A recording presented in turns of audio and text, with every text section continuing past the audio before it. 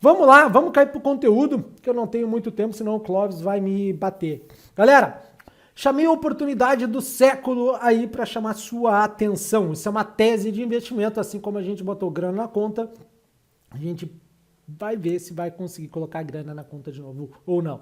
Então, dividi essa parte em 4 partes, né, que é a tese. O que é a tese? Europa, Estados Unidos, né, um olhar rápido sobre o setor de energia, que é onde tem algumas coisas que eu quero trazer para vocês. O Brasil, um olhar rápido sobre o setor de commodities. Vou falar um pouquinho do Bacen também, que subiu a taxa, né? O Fed foi bacana aqui, então eu expliquei o Fed também. E China, um olhar rápido sobre a moeda. Eu prometi para vocês que seja você qual for o operador, né? Isso é emitir, galera, a gente opera em todos os mercados. Não é para qualquer um, mas quem está com a gente aprende o nosso modo de ser. Bom, vamos lá. O que é uma tese? Uma tese de investimento, seja ela fundamental ou técnica, né? Ela é uma tese onde a gente chega a algumas conclusões. Umas conclusões onde vão nortear a nossa ação no mercado. O que a gente vai estar comprando, o que a gente vai estar vendendo e a minha água está acabando. E então, um pouquinho disso vocês viram na quinta-feira. E eu prometi essa abertura especial para quem esteve comigo na quinta, que tem umas coisas bacanas. E essa abertura, o legal é que ela é baseada numa análise fundamentalista, com análise de intermercado, que o sentimento é muito do intermercado, uma análise mundial e uma análise geopolítica. Muito interessante essa tese, tá? Não é só minha, não é uma visão minha. Essa tese foi elaborada por várias pessoas. Eu concordo com algumas coisas, discordo com todas. É uma tese gigante, com várias oportunidades. Eu trouxe aqui algumas coisas que eu acredito que sim fazem sentido e sim, eu estou de olho. Lembrando que toda tese pode dar bom, pode botar a grana na conta ou pode dar ruim, certo? Então não façam que nem boi que segue a manada e só pisa em bosta. Aprenda a pensar, vê o que eu estou falando aqui faz sentido para você e aí você toma a sua atitude. Vamos cair para a tese que a gente tem pouco tempo aqui. Vamos começar com esse gráfico aí na tela, né? Que vocês estão vendo aí as ações de tecnologia contra o S&P 500. Coincidência ou não, a gente está no mesmo patamar. Talvez você seja novinho aí, não viu o quebrar das bolhas, né?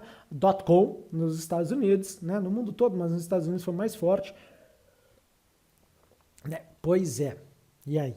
A gente fazendo essa comparação, essa tese ela mostra que a gente bateu no mesmo pico que a gente bateu quando a bolha do .com estourou, a bolha da internet conhecida, né? Onde qualquer empresa aí pegava dinheiro fácil e aquela coisa toda. Bom, como diz Mark Twain, né, a história não se repete, mas rima. Então fiquem atentos a isso. O que eu estou chamando a atenção, Mark? Quer dizer que vai ter um colapso do mercado de novo? Não, eu estou falando para vocês aqui que a minha visão é que, muito provavelmente, o que vai levar o mercado a subir, eu estou falando do mercado americano aqui, não seja o setor de tecnologia. Minha opinião. A gente viu agora essa semana sendo resultado do Apple. Pois é, a gente acompanha também, a gente dá uma olhada, né? Então, a gente opera, aquela coisa toda. Cuidado, né? Os resultados sinalizantes. Essa é a grande dica minha para você, que para mim, tá? Eu concordo com esse ponto dessa tese, que provavelmente a gente não deva ter o setor de tecnologia puxando o S&P 500 como ele puxou nos últimos tempos. O que eu estou falando isso? Não é de agora e a gente não vem vendo, a gente já vem vendo isso acontecer no mercado, com as techs aí minguando. Quer dizer que elas vão acabar, Marco? Não é isso que eu estou falando. Pensa e ouve o que eu estou falando, certo? Então, vamos cair. Eu falei que a abertura hoje é para adultos, né? Para adultos. O que acontece? Se a gente faz uma coisa que é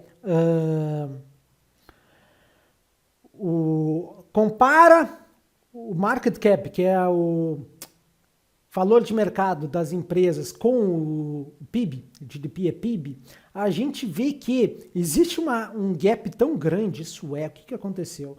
Houve um descolar tão grande entre o preço das empresas com o que está crescendo o PIB, que para que voltasse a uma normalidade, teria que cair 15% o S&P 500. Vocês olharem o gráfico, tá longe, chega mais perto, por isso que eu olho na tela aqui do lado. Tá longe, né? Olha só, a gente já tá caindo, né? Mas pelos cálculos, mesmo cálculo da bomba tecnológica, né? da bolha tecnológica, a gente teria que voltar aí a 15%. A gente já subiu, já corrigiu um pouco, ainda teria que cair 15%. Mas Marco, por que acontece isso? Se você esteve na live comigo na quinta, você aprendeu tudo isso de uma maneira simples, mas eu posso te resumir o seguinte, olha só, grana fácil para todo mundo, crédito para todo mundo, custo do crédito quase nada. Né? E aí a gente vem aqui e vê essa dificuldade quando a gente analisa múltiplos, por exemplo, eu estou falando dos Estados Unidos agora, lembra a oportunidade do século nos Estados Unidos, lê o título aí. A gente vê um descolar, uma coisa que está extremamente cara. Marco, é só tu que está falando isso? Se você acompanhou o Warren Buffett aí na conferência que fez, né, ou um pouquinho antes, viu que ele fez uma compra da HP e, de novo, ele reiterou que ele já estava vendo, tá tudo muito caro. Pois é, na análise dele está tudo muito caro. Então, nos gráficos também sinalizam isso, tá? E essa tese está longe de ser do Warren Buffett ou da turminha dele. E aí o que a gente vê, uma oportunidade que eu vejo, é o setor de energia. O setor de energia, o que acontece? O setor de energia, ele está aí, ele mais ou menos, tá? Assim como o Ibov vão mudando a composição, mas ele representa 4 ponto alguma coisa do índice. Né? Então ele está totalmente assim, representa pouco porque a gente teve um movimento muito grande das outras empresas, Tesla, o Amazon, Google, Facebook, Google, Meta, entre outras tantas aí. Só que se a gente faz uma análise das empresas de energia, a gente vê que eles estão com free cash flow, né? Vamos dizer, o fluxo de caixa livre, ótimo, nunca teve tão grande. Porra, Marco, eles estão ganhando pra caramba, Então, se você está alocado em energia, que é aqui a questão que eu comentei lá antes, para mim você está bem alocado, né? Por quê? Se o mundo contraiu, tá? Esquece ESG, não estou falando nada disso, tá? Eu estou falando, olha só, se o mundo contraiu, para ele conseguir expandir, que foi um pouco da live, né, que a gente fez na quinta, foi uma live pesada, mas foi muito boa, né? O que acontece? É necessário energia. Por que, Marco? Pelo princípio básico, a indústria precisa de energia para crescer, para produzir. Muita gente não tem esse conceito básico na cabeça, acha que as coisas fazem assim e aparecem. Não é. Então, se uma matéria-prima, commodities, tá? Uma matéria-prima é necessária, por isso, e para a gente precisa ter que esse crescimento volte a crescer, certo? Porque vai cair, já está caindo, né? E para que a gente que tente suavizar, que é o que os países estão tentando fazer, com que volte a crescer, é necessário energia.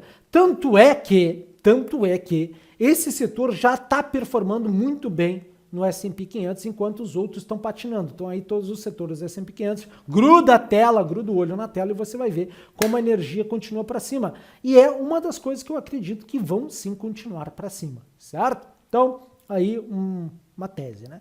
Outra coisa, vamos olhar uma olhadinha no Brasil. O Brasil é muito bacana, porque ele tem algumas coisas bacanas.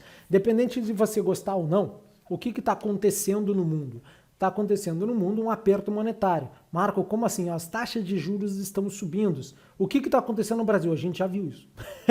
Né? Tanto é que a gente agora teve mais um aumento de 1 ponto percentual, ou 100 basis points, e a gente foi para 12,75. Uma coisa que talvez você não tenha percebido, né, com aquela coisa, desculpinha, vou dar uma desculpa que muita gente me dá, mas vamos lá, né? Eu tô fazendo muita coisa, eu não tô ligado. Olha só, o Brasil é um dos poucos que possuem juros real positivo. O que é isso?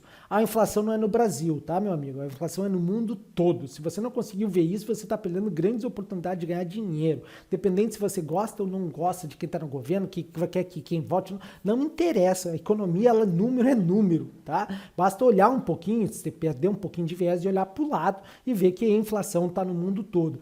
E se os juros real da Selic está pagando 12,75 e a inflação está medida, né, em 12,03, quem está aplicando em renda fixa está ganhando um pouquinho de juros real. Né? O que é isso?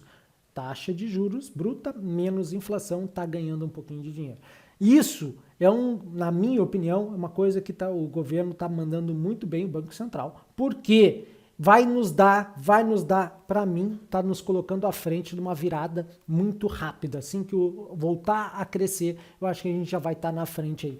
Por mais do que eu expliquei na quinta-feira, o aumento da taxa de juros machuca muito o empresariado, muito a economia, diminui o emprego, isso é normal. Se você não entende, tinha que estar na quinta-feira, isso é economia básica. Mas nada do que eu estou falando aqui, se você está na vida real, né, não é um bom vivan, não é patrocinado por alguém, está indo ao super, está indo fazendo pagar, os boletos chegam, você está vendo isso aí. E aí o que eu trago do Ibov é esse aí, é o índice, né, que a gente chama, ratio, índice, vamos dizer, price to sales, que é preço por vendas, o diferencial entre as empresas norte-americanas e as empresas brasileiras. Olha como os Estados Unidos foi embora e as empresas brasileiras estão ainda baratas. Por isso que muita gente que você vai ouvir até as empresas estão baratas, é por isso também, tá? É um dos indicadores. Então, acredito, olhem só, o gráfico da metade para baixo é uma divisão, indexação, eu ensinei aqui, certo? O que a gente acontece? Ó, a gente viu a performance do Ibov, 2005, 2009, caiu, e aí, muito provavelmente, ainda aqui, ó, só para vocês verem, tem 20 anos nesse gráfico, né? 22 anos, na verdade. Então, não é uma coisinha pouca, né? Então, a gente já passou muita coisa nesse ciclo. Fiquem ligados aí, certo? Oportunidade do século na China. O que acontece? O que está acontecendo na China? O que acontece na China é que vocês estão vendo que tem lockdown, então vocês estão vendo que o banco chinês está botando dinheiro pra caramba, não parou de botar ainda e agora está botando, porque antes não tinha nada lá e agora apareceu para todo mundo, né? E outra coisa, não tem outra maneira deles combaterem isso além de ajudar a galera, botar a grana na conta da galera inteira. Isso significa um afrouxo monetário, contrário do mundo que está sendo um aperto, eles estão afrouxando o que a gente já fez antes, eles estão fazendo agora. E o que é a oportunidade aqui, queridão, queridona, né? Adulto. Agora, quem esteve aqui realmente me deixa um comentário, dá um like, que isso aí você não vai ver no Google, não, tá? O que acontece? Toda vez que a gente tem um afrouxo monetário, certo? Afrouxo monetário, a moeda tende a cair. Qual é o problema do yuan? Lá na moeda chinesa, ele não está caindo, ele continua forte. Isso é muito prejudicial à China. Então, para que a China volte, né, aos queridos que gostam da China, que ela volte a crescer, é necessário que a moeda deles perca um pouco de valor, tá? Porque aí volta a vantagem competitiva e vocês, todo mundo sabe o que a China faz aí. Então, prestem atenção, meus gurus, prestem atenção, meus queridos operadores, gostosona, que tem oportunidade aí.